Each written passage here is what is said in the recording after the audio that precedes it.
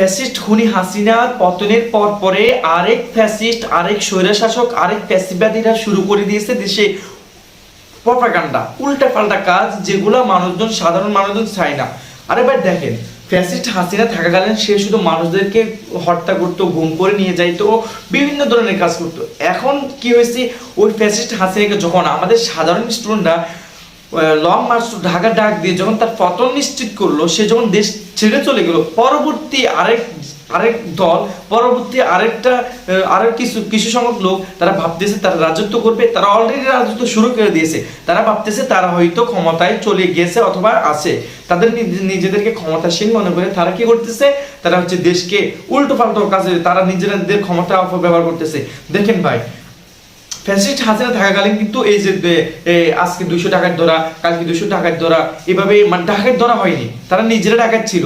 কিন্তু এই যে কি যেন একটা দল আমাদের এখন আওয়ামী লীগ থাকাকালীন হচ্ছে বিরোধী দল ছিল, এখন হচ্ছে তারা এই ক্ষমতাসীন, এখন তাদের প্রভাব অনেক বেশি, তারা এখন নির্বাচিত হবে, তারা জনগণ তাদেরকে চায়। আসলে জনগণ আপনাদেরকে চায় না, জনগণ এই দেশে শান্তি চায়।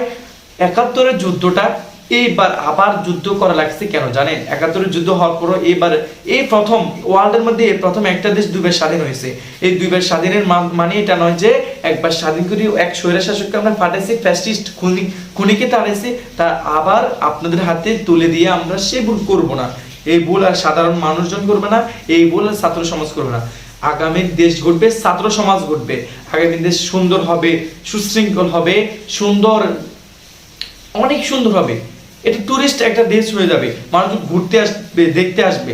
আমার দেশ থেকে মানুষজন আর চিকিৎসার জন্য বাইরে যেতে হবে না, আমার দেশ থেকে মানুষজন আর ঘোরার জন্য বাইরে যেতে হবে না।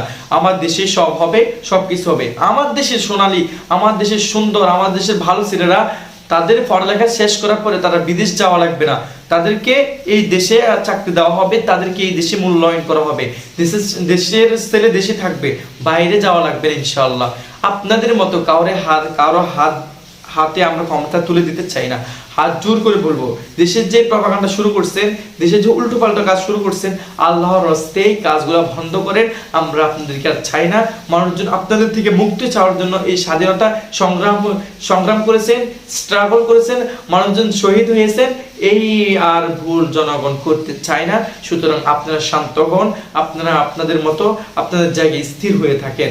তাহলে আপনাদেরকে ক্ষমতায় আসার পরে, দেশটাকে শৃঙ্খলায় ফিরানোর পরে আপনাদেরকে আইনের আওতায় আনা হবে এবং দৃষ্টিমূলক শাস্তি আপনাদেরকে ভোগ করতে হবে এবং রাষ্ট্রীয়ভাবে আপনাদেরকে অনেক রকমের শাস্তি দেওয়া হবে, যেটা আপনারা কল্পনা করতে পারবেন না। সুতরাং আস্তে আস্তে মানে থেমে যান। আপনাদের কাছে কি বলবো, আমার অনুরোধ হলো একটাই, যে দেশে আর উল্টো পাল্টা কাজ করার চেষ্টা করবেন না।